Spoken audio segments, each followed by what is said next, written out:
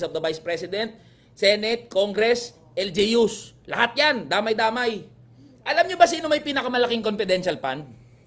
Ito hindi sinasabi to eh. Hindi sinasabi to ng mga makabongbong eh. Dito sinasabi ng mga makabongbong Marcos. Alam nyo ba kung sino may pinakamalaking confidential fund? Office of the President. Office of the President, mga boss. Meron ba ni isa na congressman nagsalita laban dyan? Oh. Kita nyo?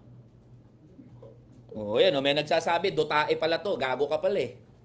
Naglalagay ka na naman ng kulay sa akin eh. Magandang gabi mga boss. Good evening, good evening. Yan ang problema. Yan ang problema natin dyan eh, sa mga hearing-hearing na yan eh.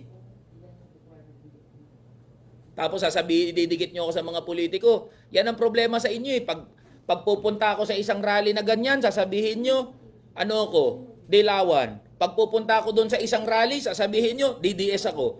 Hindi ko kayo maintindihan kung saan nyo ako gustong ilagay eh. Di ba? Hindi ko maintindihan saan nyo ako gustong ilagay eh.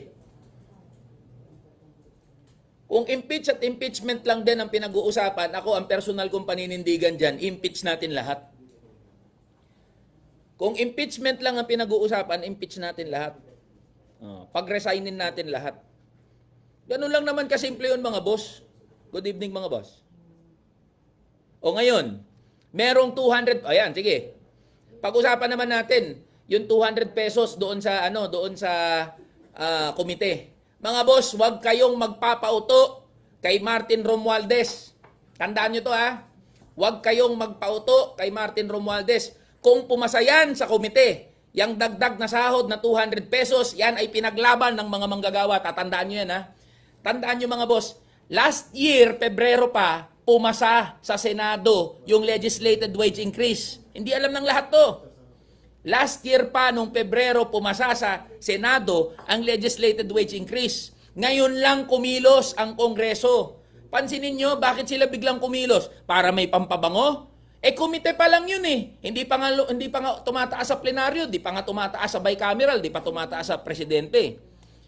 Magpapabango lang yung mga politiko. Pero ang dapat nating pasalamatan, yung mga manggagawa at yung mga nag-iingay. Bakit tayo magpapasalamat sa mga politiko? Ba't tayo magpapasalamat sa mga congressman? Trabaho nila yan eh. Bakit tayo magpapasalamat sa mga yan? Pinapalubag lang nila yung loob ng mga manggagawa at ordinaryong Pilipino. Sus naman, pinagtatakpan lang nila yung mga issue nila. Nasaan na yung nasaan na yung issue sa budget? Nasaan na yung issue sa PhilHealth? Nasaan na yung issue sa sa mga blanco diyan sa Bicameral Conference Committee report?